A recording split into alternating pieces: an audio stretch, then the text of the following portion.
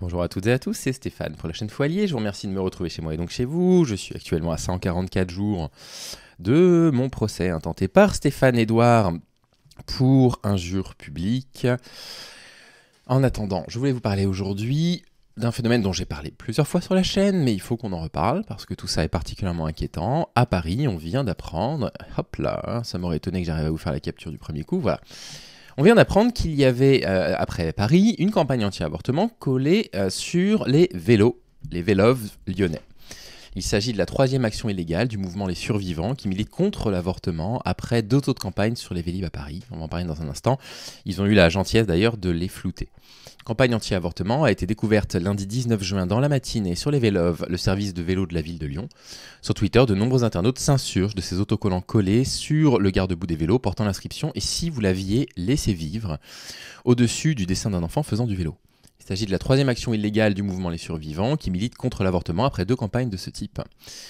La 2e campagne, on a appris en fait il y a quelques jours que le 15 juin, il y avait eu une autre campagne anti-avortement sur les Vélib de Paris. Ce jeudi 15 juin, David Béliard, adjoint à la maire de Paris en charge de la transformation de l'espace public, des transports, des mobilités, du code de la rue et de la voirie, ça fait beaucoup, indique que des Vélib ont fait l'objet d'une opération anti-IVG dans les 11e et 12e arrondissements de la capitale. Des affiches contre l'avortement ont été apposées sur les vélos, peut-on le voir sur une image relayée par Twitter par l'élu parisien. On le cite, ce harcèlement ne nous fera pas bouger, nous porterons plainte, nous nettoierons les vélos. 1000 fois merci à celles et ceux qui s'y attellent directement, j'en ai fait partie, je suis fier. Nous continuerons à défendre ce droit fondamental qu'est l'IVG et à demander son inscription dans la Constitution, fin de citation.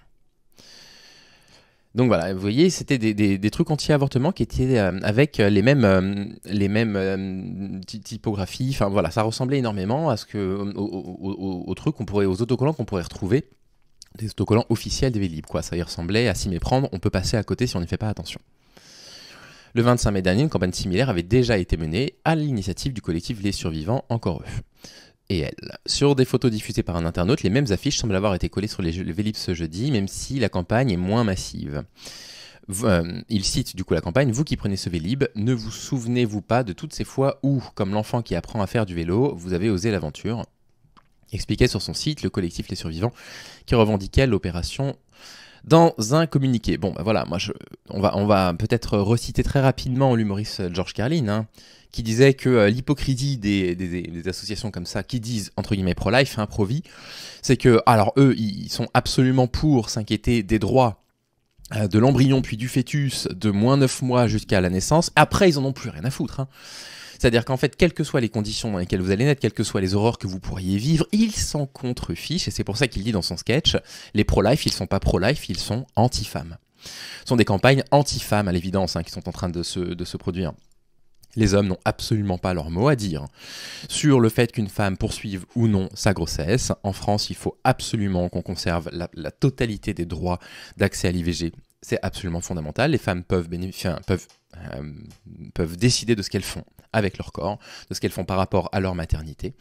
Évidemment, ce sont des campagnes qui sont catastrophiques. J'aimerais vous présenter une journaliste que je ne connaissais pas, que j'ai découverte pour l'occasion, qui s'appelle Camille Pinault, qui écrit au Huffington Post, entre autres, parce qu'elle écrit aussi pour Cosette, j'ai vu ça, qui a partagé un article ce matin même, là, le 24 juin, dont le titre est « Le droit à l'IVG menacé ». 1 an après l'arrêt de la Cour suprême aux États-Unis, on fait le point en France. Le 24 juin 2022, la Cour suprême des États-Unis annulait l'arrêté qui garantissait l'accès à l'avortement, Joe versus Wade. On a demandé à la directrice du planning familial les conséquences en France, 1 an après. Et donc je vais vous lire au moins le début de son article, que vous alliez le lire sur le Huffington Post après. On va lire la première question, c'est déjà bien. C'est une date qui a marqué l'histoire des droits des femmes aux États-Unis, je dirais même dans le monde, du coup, tellement ça a eu un retentissement. Le 24 juin 2022, la Cour suprême annulait le mythique arrêt Roe versus Wade de 73, qui ouvrait l'accès à l'avortement jusqu'à 22 ou 24 semaines de grossesse.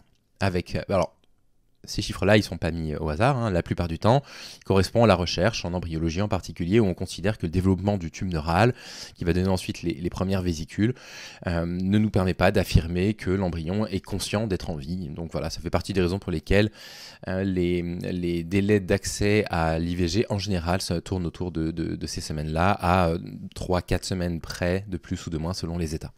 Avec cette décision, chacun des 50 États pouvait dès lors restreindre le droit à l'interruption volontaire de grossesse.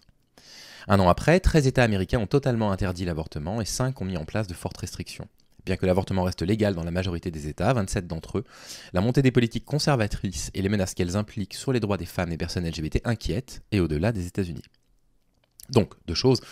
Premièrement, bah oui, il faut qu'on continue à se politiser massivement sur la chaîne. On ne peut pas continuer à juste, comme je le faisais il y a 2 ans, parler de la charge mentale, expliquer ce que c'est très bien, c'est important de parler de ces choses-là. Il y a des féministes qui ont travaillé pour nous permettre de comprendre ce qu'était la charge mentale. Très important qu'on en parle. N'empêche que, c'est bien gentil de faire un petit peu de théorie dans notre coin. Concrètement, en France, vous seriez bien naïf et bien naïve d'imaginer que si demain le Rassemblement national passait, dans 3 ans et demi, vous seriez naïf et naïve de penser que le droit à l'IVG ne serait pas l'un des premiers droits qui serait menacé pour les femmes, j'en suis convaincu.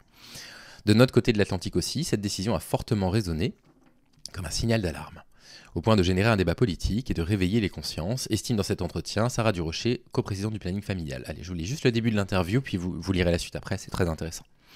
Puis abonnez-vous du coup au compte de Camille Pinault et relayez ces articles, c'est un travail fondamental qu'elle est en train de faire. Peut-on dire que l'annulation de l'arrêt Roe versus Wade a eu un impact sur le droit à l'avortement en France ? La réponse du coup de Sarah Durocher, je cite, « Pour les militants et féministes, cette décision n'a pas été une grande surprise. Elle a eu un grand écho surtout chez les personnes qui ne sont pas impliquées dans cette lutte au quotidien. Elle a permis une prise de conscience en France, dans la société civile et pour certains élus, sur l'importance de protéger ce droit. Les parlementaires se sont donc très vite saisis de la question et ils ont donné un mot d'ordre. Il y a urgence à constitutionnaliser le droit à l'avortement. » Fin de citation. Le recul de l'IVG, c'est partout dans le monde.